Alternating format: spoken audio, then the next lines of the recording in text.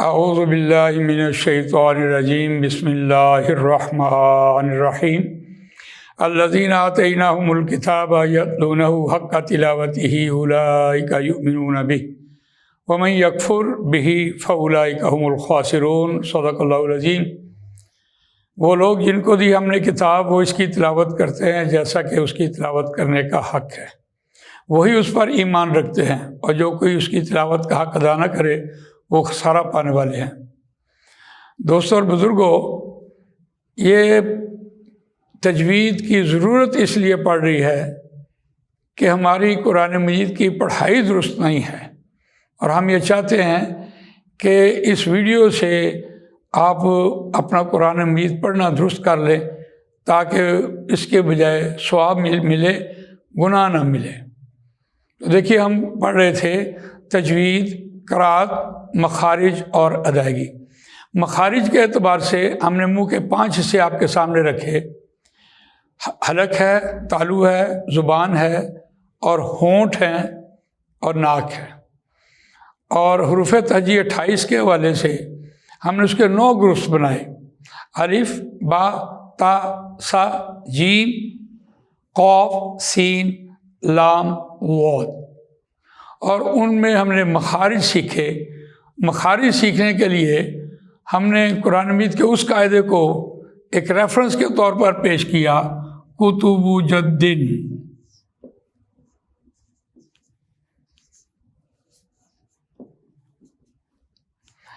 یہ 5 حروف ہیں۔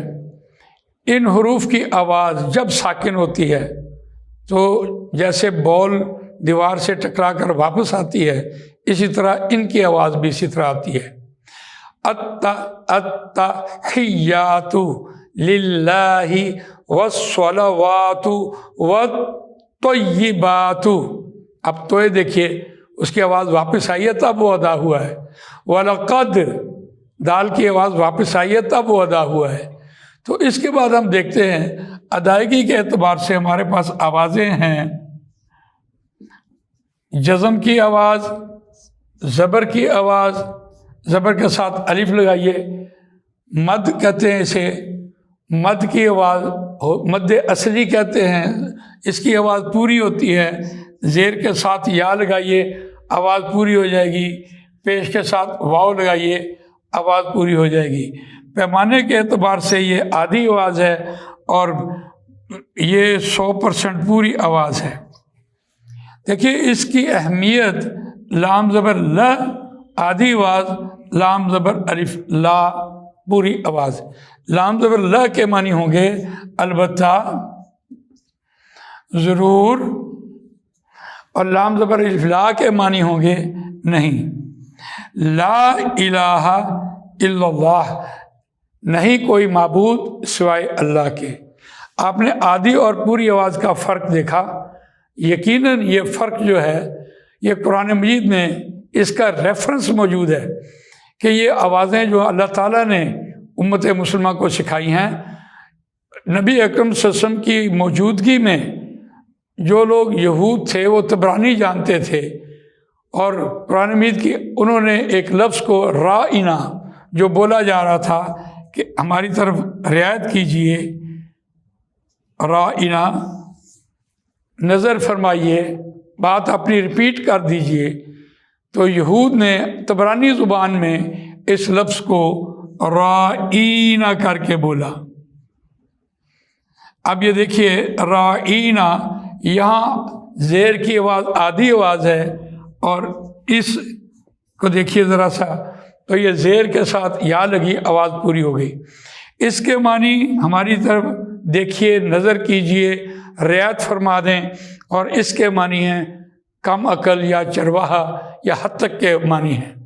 اللہ نے 13واں رکوع شروع کیا پہلے پارے کا، وہاں یہ آیت اتاری: یا ایھا الذین آمنوا لا تقولوا رائنا۔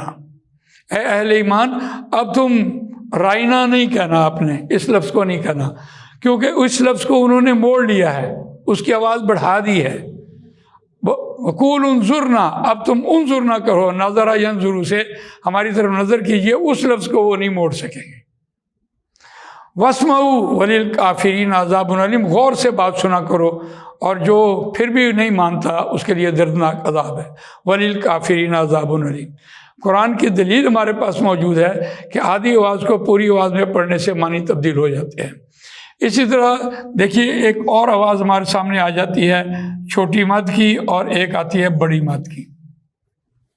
یہ دونوں آوازیں محاورہ تبدیل کرتی ہیں۔ اس محاورے کے اعتبار سے اگر ہم یہ کہیں یہ ایک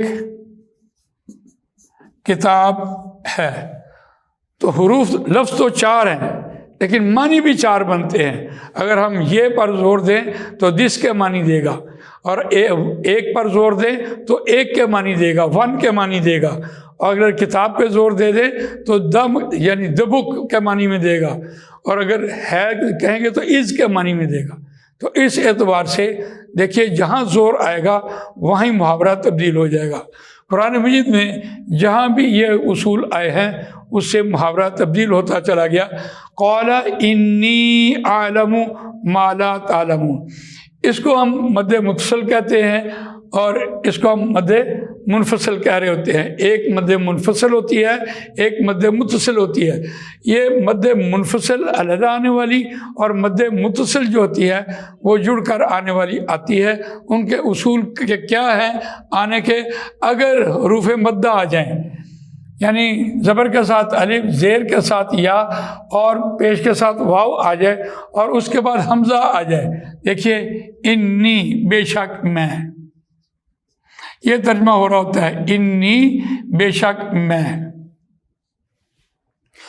عالم دیکھیے اس کے بعد آیا حمزہ آ گیا ہے تو اس کے اوپر چھوٹی مد آ جائے گی۔ یہ قاعدہ ہے چھوٹی مد آنے کا، اور ہم اس مد کو کہتے ہیں یہ مد منفصل آئی ہے، اس سے علیحدہ آئی ہے۔ اور اگر اس کے شروع میں اس کے بعد حروف مد کے بعد اگر حمزہ آ جائے یا جزم آ جائے تو تب وہ بڑی مد آتی ہے۔ سیقول السفہاء من الناس ما ولاہم، یہ دیکھیے سفہاء، اب یہاں مد تھی، زبر کے ساتھ الف آگے مد تھی، حمزہ آنے کے بعد یہ بڑی مد آئی ہے، تو اس اعتبار سے ہم اس کو کہتے ہیں یہ مد متصل ہے اور یہ مد منفصل ہے۔ تو آج کی نشست میں ہم نے آپ کے سامنے ادائیگی کے کچھ اصول بیان کیے ہیں۔ اللہ تعالیٰ مجھے آپ کو قرآن مجید پڑھنے، سمجھنے، اس پر عمل کرنے، اس کو دوسروں تک پہنچانے کی توفیق عنایت فرمائے۔ جزاک اللہ خیر۔